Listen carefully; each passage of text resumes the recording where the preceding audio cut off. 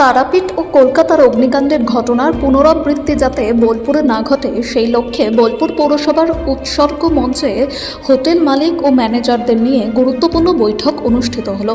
বৈঠকে উপস্থিত ছিলেন বোলপুরের অতিরিক্ত পুলিশ সুপার মানবেন্দ্র দাস, বোলপুর থানার আইসি সুদীপ্ত মুখার্জি, বোলপুর মহকুমা পুলিশ আধিকারিক অর্পিত আর পারেখ এবং ফায়ার ডিপার্টমেন্টের আধিকারিকরা।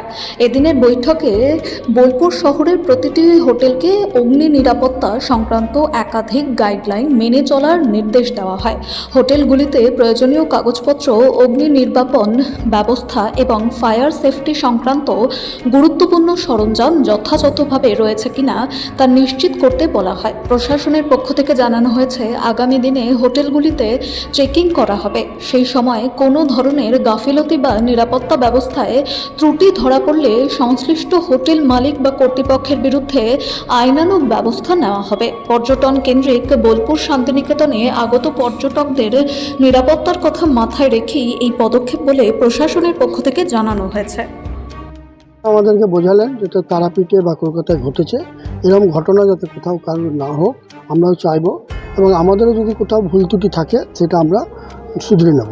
এই জন্য প্রশাসন যা যা বলেছেন আমরাও একটু খুব তাড়াতাড়ি এগুলো মিটিয়ে নেব। এই যে প্রশাসন, এরপরে আপনারা কোন সাবধানতা অবলম্বন করবেন? আমরা তো যা যা বলেছেন, ইলেকট্রিক বা যে আগুন লাগা বা অন্য কোনো জায়গায় যেখানে না লাগতে পারে সেই ব্যবস্থা করব অবশ্যই। এবং বিগত দিনের সরকার ঠিকঠাক মতন দেখেননি, তার জন্য এই ঘটনাটা ঘটলো এবং এতজনের মৃত্যু হলো। এটা আমাদের পশ্চিমবঙ্গের পক্ষে খারাপ যে মেঘালয়ের লোক এসে, অন্য রাজ্যের লোক এসে এখানে মারা গেল। এটা আমাদের খুব বাজে বার্তা এবং এর জন্য দায়ী বিগত সরকার। বিগত সরকার যদি ঠিকঠাক দেখতেন, করতেন, তাহলে এরকম ঘটতো না। এখন বর্তমানে আমাদের বলেছে, আমাদের হোটেলের পক্ষ থেকে আমরা সবাই এই সমস্ত মেনে এবং ঠিকঠাক করে করবো। Thank you sir. দেখেছি হোটেলের বেশিরভাগই মালিকরা এসেছেন, ম্যানেজাররা এসেছেন। ইলেকট্রিসিটি এবং ফায়ার নিয়ে যাতে কোনো দুর্ঘটনা না হয়, কিপিং ইন মাইন্ড যে তারাপীঠে এরকম একটা ইনসিডেন্ট হয়েছে সেটা যাতে রিপিট না হয়, তাদের কিছু ডুজ অ্যান্ড ডোন্টস আমরা জানালাম।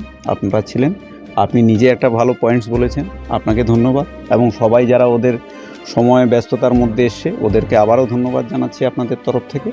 আশা করছি যে পয়েন্টসগুলো বললাম আমাদের কাছ থেকে শুনে নিয়ে ওনারা সবগুলো মানবেন এবং তার জন্য প্রশাসনিক যা হেল্প লাগবে, আমার ওসি, আমার এসডিপিও সাহেব, আমার ইলেকট্রিসিটির যে ডিপার্টমেন্টের যে বড় বড় রিপ্রেজেন্টেটিভ এসছে, আমাদের ডিআইবির যারা এসছে, যে পয়েন্টে যার যা কিছু হেল্প লাগবে আমরা ফোন নাম্বারও শেয়ার করেছি, সেখানে ফোন করেও জানতে পারবে, হেল্প করব।